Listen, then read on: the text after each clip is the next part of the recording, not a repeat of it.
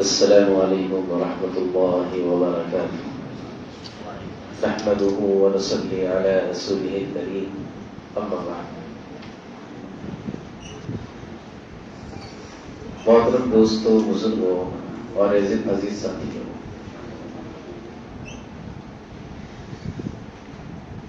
جناب محمد رسول اللہ صلی اللہ علیہ وسلم نے ایک حدیث میں ارشاد فرمایا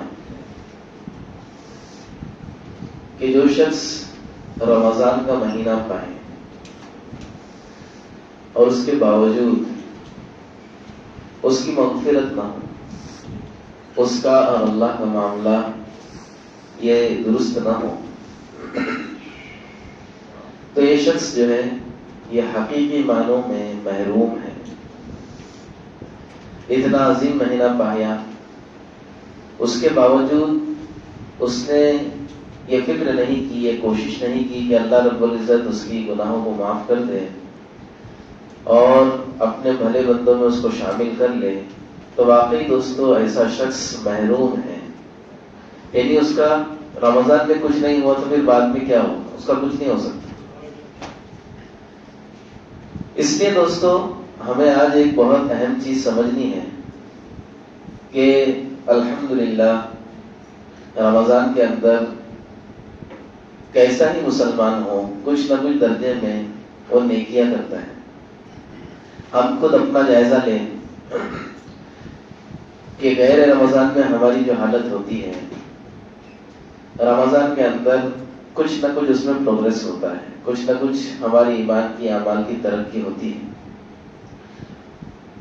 اب مسئلہ یہ ہے اور اس بات کو ہم کو سمجھنا ہے کہ نیکیاں تو ماشاءاللہ ہمارے سے ہو رہی ہیں، لیکن اس کے باوجود کچھ چیزیں ایسی ہیں جس کی وجہ سے ہم جو ہے بجائے اس کے کہ اللہ سے قریب ہو اور دور نہ ہو جائے.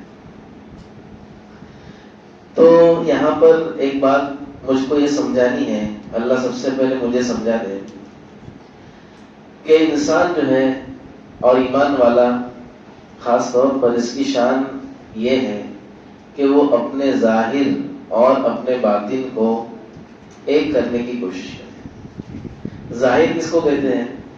ظاہر کہتے ہیں جو چیز روزمرہ ہمارے اعمال بن کر نکلتی ہے ہمارے جسم سے اور لوگوں کو نظر آتی ہے، اس کو کہتے ہیں ظاہر.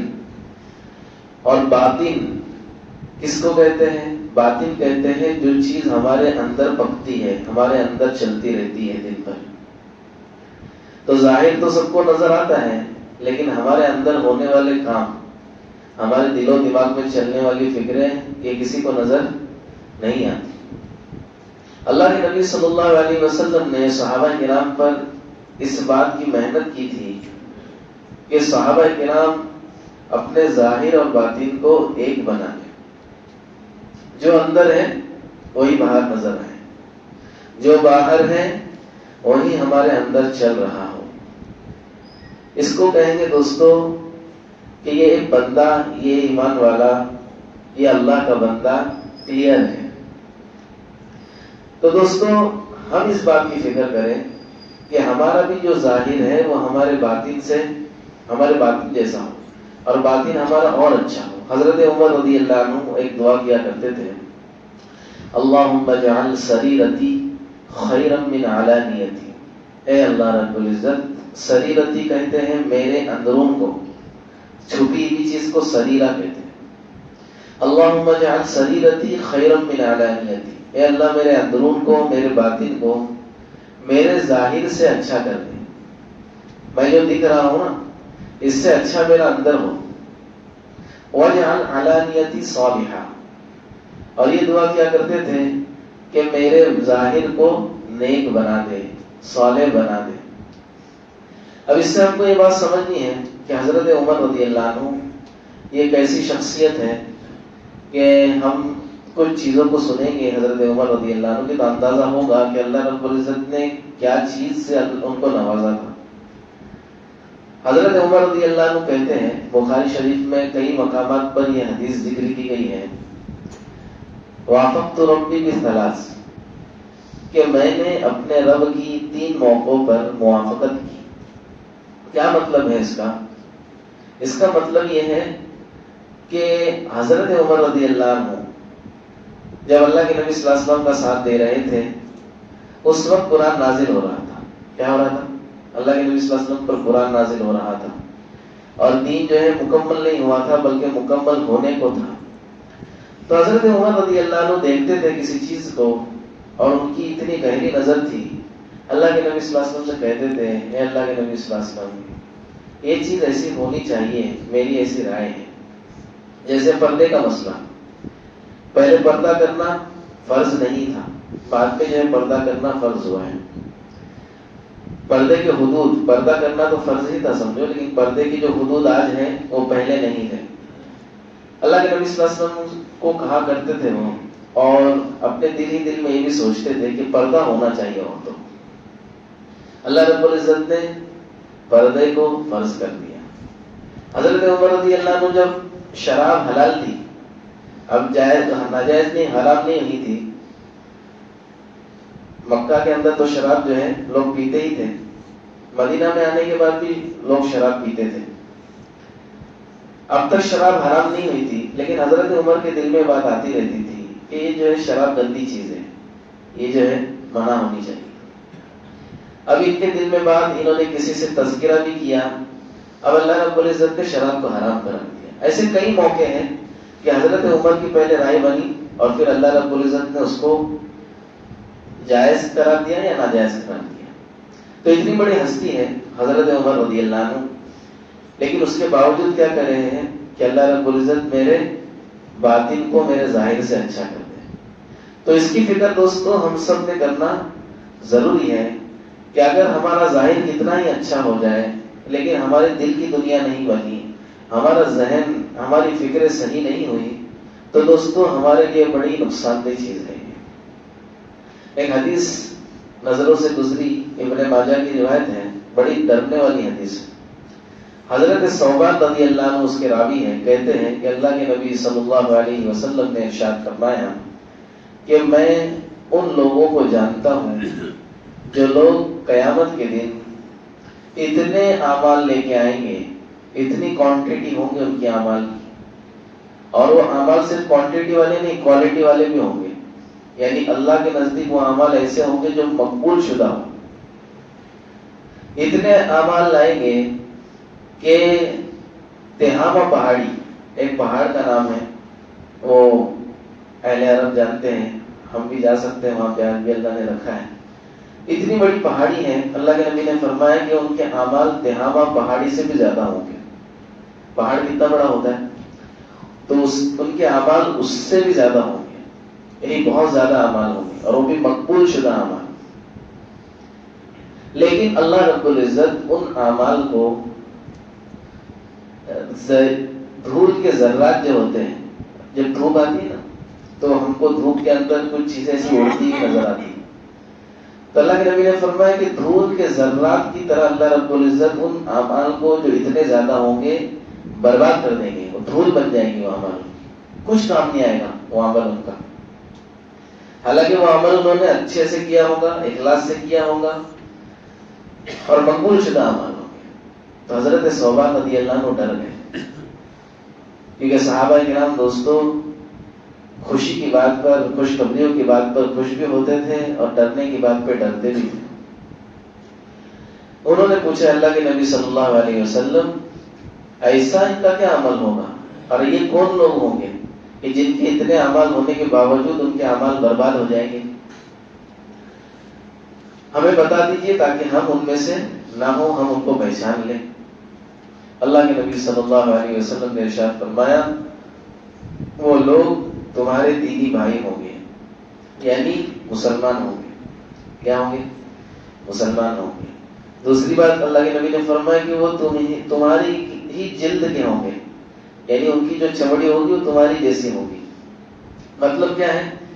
مطلب یہ ہے کہ وہ بھی جو ہے اہل اسلام کے ہوں گے, اور جو چیزوں کو تم فالو کر رہے ہو انہی چیزوں کو وہ فالو کریں گے. پھر اللہ کے نبی نے ایک چیز اور بتائی کہ جیسے تم رات کا قیام کرتے ہو یعنی تہجد پڑھتے ہو, وہ لوگ بھی قیام اللیل تہجد میں حصہ لیں گے, یعنی وہ بڑے عبادت گزار کے ہوں گے.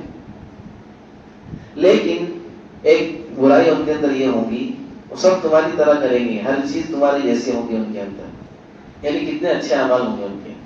ایک برائی ان کے اندر یہ ہوگی کہ جب وہ تنہائی میں اللہ کا حرام، اللہ کی حرام کردہ چیزوں کو پائیں گے، یعنی جو چیز گناہ ہے وہ تنہائی میں پائیں گے اس کو۔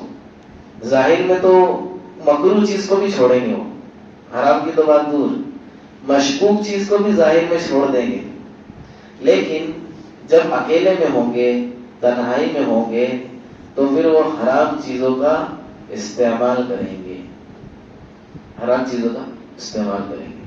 یعنی اس بات کی طرف اشارہ ہے دوستو کہ ہم مجمع میں لوگوں کے سامنے کتنے ہی بڑے علامہ، کتنے ہی بڑے صوفی اور کتنے ہی داڑھی اور جبے والے بن جائیں، لیکن اگر ہمارا معاملہ اکیلے میں اللہ سے گڑبڑ ہے تو ہمارے اعمال کیا ہو جائیں گے؟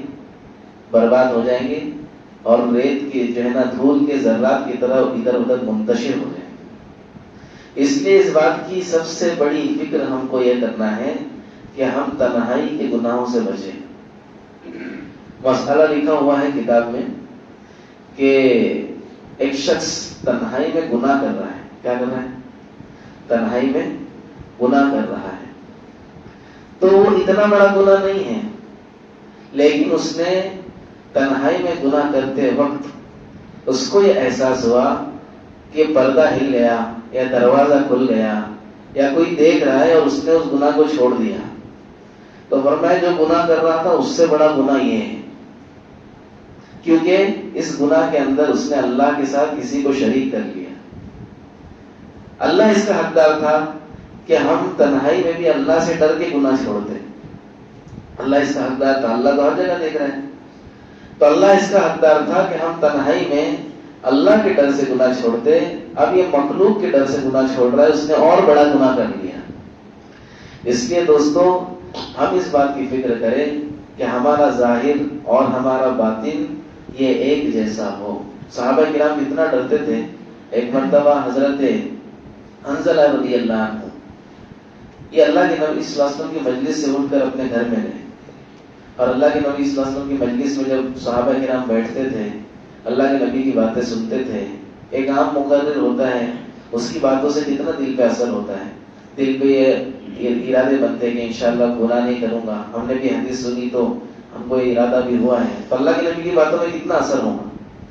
تو حضرت حنظلہ رضی اللہ عنہ ایک مرتبہ اللہ کے نبی صلی اللہ علیہ وسلم کی مجلس سے اٹھ کر گئے، ایمان کا لیول بہت اونچا ہے، گھر پر گئے، گھر پہ جانے کے بعد بیوی بچوں میں لگ گئے، کچھ ہنسی مذاق ہوئی، عام طور پر ہوتا ہے، جائز چیز ہے بیوی بچوں کے ساتھ لگنا، بلکہ نیکی کی چیز ہے کہ بیوی بچوں میں ہنسی مذاق کرنا، ان کی دل جوئی کرنا نیکی والا کام ہے۔ لیکن اچانک میں ان کو ایک خیال آیا کہ اللہ کے نبی صلی اللہ علیہ وسلم کی مجلس میں جب ہم ہوتے ہیں تو آخرت سامنے ہوتی ہے، جنت سامنے ہوتی ہے، جہنم کا خوف ہوتا ہے، اور اپنے گھر پر آتے تو سب بھول جاتے ہیں، تو کہیں ہم منافق تو نہیں ہیں؟ کون کہہ رہے؟ حضرت حنظلہ۔ ان کو اپنے بارے میں یہ ڈاؤٹ ہو گیا کہ کہیں میں منافق تو نہیں ہوں کہ ظاہر میں کچھ اور باطن میں کچھ، مجمع میں کچھ، تنہائی میں کچھ۔ فوراً اپنے گھر سے نکلے کہ یہ مسئلے کا حل نکالنا پڑے گا، ورنہ میں منافق ہو گیا تو سب سے کافروں اور مشرکوں سے بھی بڑھ کر جو ہے سزا منافقین کے لیے، جہنم میں سب سے نیچے مطلب سب سے خطرناک والی جہنم، اس میں منافقین رہیں گے، کافروں سے اور مشرکین سے بھی خطرناک سزا منافقین کو ہوگی، جو ظاہر میں کچھ ہے اور باطن میں کچھ ہے۔ تو فوراً نکلے، حضرت ابوبکر صدیق رضی اللہ عنہ راستے میں ملے۔ انبیاء کرام کے بعد پوری امت کا اس پر اجماع ہے کہ انبیاء کرام کے بعد اگر کوئی ہستی ہے تو حضرت ابوبکر ہے، اتنی بڑی ہستی۔ حضرت ابوبکر نے کہا کہ حنظلہ کیا ہوا؟ وہ بولتے ہوئے جا رہے تھے، نافق حنظلہ، نافق حنظلہ، خود ہی کہہ رہے تھے حنظلہ منافق ہو گیا، حنظلہ منافق ہو گیا۔ حضرت ابوبکر نے کہا کیا ہوا بھائی، یہ کیا بات ہے؟ تو کہنے لگے کہ ہم جب اللہ کے نبی کی مجلس میں ہوتے تو حال کچھ اور ہوتا ہے، گھر پہ حال کچھ اور ہوتا ہے۔ تو حضرت ابوبکر نے بھی جو ٹینشن لے لی، اور ہاں یہ بات تو ہمارے ساتھ بھی ہوتی ہے۔ ان کو بھی خوف ہو گیا کہ ہم بھی تو منافق نہیں ہو گئے۔ بولے چلو جلدی یہ مسئلے کا حل اللہ کے نبی صلی اللہ علیہ وسلم سے پوچھتے ہیں۔ اب اللہ کے نبی صلی اللہ علیہ وسلم کی خدمت میں گئے اور حال بیان کیا کہ ایسا ایسا مسئلہ ہے۔ اللہ کے نبی صلی اللہ علیہ وسلم نے ارشاد فرمایا حنظلہ یہ کیفیت کبھی کبھی ہوتی ہے، کیفیت کبھی کبھی ہوتی ہے۔ اللہ کے نبی صلی اللہ علیہ وسلم کے بولنے کا مطلب یہ تھا کہ اچھی بات ہے، یہ کیفیت ہمیشہ ہونی چاہیے، لیکن کچھ موقع ایسے جیسے ہم گھر میں ہیں یا کہیں اور ہیں تو اس کو نفاق نہیں کہیں گے، جو جائز چیز تم کر رہے ہو اس کو نفاق نہیں کہیں گے، بلکہ اسلام کے بارے میں بغض پالنا، نفرت پالنا اس کو نفاق کہیں گے۔ پھر اللہ کے نبی نے فرمایا کہ حنظلہ اگر تمہاری جو کیفیت میری مجلس میں ہوتی ہے اگر یہ ہر جگہ ہونے لگی تو تمہارا حال یہ ہو جائے گا کہ فرشتے تم سے راستوں میں مصافحہ کرنے لگیں گے۔ کیا کرنے لگیں؟ فرشتے راستوں میں اور ہر جگہ پر تمہارے ساتھ ہوں گے، تم سے مصافحہ کرنے لگیں گے، لیکن یہ کیفیت کبھی کبھی ہوتی ہے۔ تو دو چیزیں یہاں پر سمجھنی ہے، ایک تو یہ کہ ہم اپنے بارے میں ہمیشہ ڈرتے رہیں، ہم اپنے بارے میں ہمیشہ ڈرتے رہیں۔ حضرت حذیفہ رضی اللہ عنہ اللہ کے نبی صلی اللہ علیہ وسلم کے رازدار ہیں، اللہ کے نبی صلی اللہ علیہ وسلم نے ان کو منافقین کی فہرست دی تھی کہ یہ منافق ہے، یہ منافق ہے، یہ منافق ہے۔ حضرت حذیفہ رضی اللہ عنہ کے پاس حضرت عمر رضی اللہ عنہ نے ایک مرتبہ ان کو بلا بھیجا، جب آئے تو کہنے لگے کہ حنظلہ مجھے منافقین کی فہرست دکھا دینا۔ تو حضرت حذیفہ نے کہا کہ میں نہیں بتا سکتا، یہ اللہ کے نبی صلی اللہ علیہ وسلم نے مجھ کو منع فرمایا، یہ میرا اور ان کا راز کا معاملہ ہے۔ تو حضرت عمر نے کہا مجھے جو ہے منافقین کے نام معلوم کرنے میں کوئی دلچسپی نہیں۔ حضرت عمر کی فراست ایسی تھی کہ وہ خود ہی سمجھ جاتے تھے کہ کون کیسا ہے۔ مجھے منافقین کے نام کو حاصل کرنے میں کوئی دلچسپی نہیں ہے، تو اتنا کم سے کم بتا دے کہ کہیں اس فہرست میں میرا نام ہے کیا؟ اللہ اکبر۔ کون ہے حضرت عمر؟ ہاں ابھی بتایا میں نے، وہ اپنے بارے میں یہ خوف کر رہے ہیں کہ کہیں اللہ کے نبی صلی اللہ علیہ وسلم نے منافقین کی فہرست میں میرا نام تو نہیں لکھ دیا۔ اچھا یہ ایک مرتبہ ہوا جب حضرت عمر رضی اللہ عنہ کے انتقال کا وقت ہوا ہے، جب ان کو فجر کی نماز کے اندر فیروز نامی شخص نے زہریلے خنجر سے ان کو شہید کرنے کی کوشش کی، تو اس وقت جو ہے ان کی جو ہے انگڑیاں پیٹ سے باہر آ گئی تھی اور زہر کا ایسا اثر ہوا کہ بار بار غشی ہو جاتی تھی، اور ان کو ایک مرتبہ دودھ پلایا گیا تو یہاں سے دودھ نکلنے لگا، ایسی حالت ہو گئی تھی۔ اس موقع پر بھی حضرت عمر رضی اللہ عنہ نے حضرت حذیفہ کو بلایا اور کہا حذیفہ جب میں امیر المومنین تھا، جب میرے ہاتھ پاؤں میں طاقت تھی تو ہو سکتا ہے تو نے میرے ڈر کی وجہ سے نہیں بتایا ہو کہ میں منافق ہوں کہ نہیں، اب تو بتا دے، اب میں بستر میں ہوں، اب میں تیرا کیا بگاڑ لوں۔ تو حضرت حذیفہ رونے لگے اور کہنے لگے اللہ عمر پر رحم کرے، کیسی زندگی گزارا اور اس کے باوجود اپنے بارے میں اتنا ڈر رہا ہے۔ تو دوستو کیا ان کا صحابہ کرام کا درجہ تھا، کیا مرتبہ تھا، ہم اپنی حالت خود جانتے ہیں، اس کے باوجود ہم کیا ہے اپنے ایمان اعمال پہ مطمئن ہیں۔ تو اس لیے دوستو ایمان ایسی چیز نہیں جس پر مطمئن ہوا جائے، بلکہ ایمان ایسی چیز ہے اس کے بارے میں ہمیشہ فکر کی جائے۔ تو ہم اس بات کی سب سے پہلے فکر کریں کہ ہم جیسے ظاہر میں ہیں ویسے ہمارا اندرون بھی ہو، اور ہم اس کی فکر کریں کہ ہمارا اندرون اللہ سے بالکل ملتا ہو، اللہ کی باتوں سے ملتا ہو، اللہ کے لیے ہو، اور پھر ظاہر بھی دوستو جب ایسا اندرون ہوگا تو ظاہر بھی سنتوں والی ہوگی۔ ایسا ہو ہی نہیں سکتا کہ اندر بہت اچھا بن گیا ہے اور ہم باہر گڑبڑ کر رہے ہیں۔ بعض لوگوں کو بہانہ مل جائے گا، بولے ہم لوگ اندر سے ایک دم پکے ہیں، ہم لوگ اندر سے ایک دم پکے ہیں۔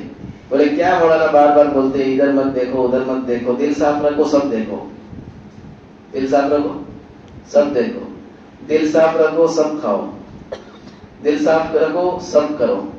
تو ایسا نہیں دوستو، جس کا دل بنا ہوا ہوگا، جس کا اندرون بنا ہوا ہوگا، اللہ رب العزت اس کے بیرون کو اور اچھا بنائیں گے۔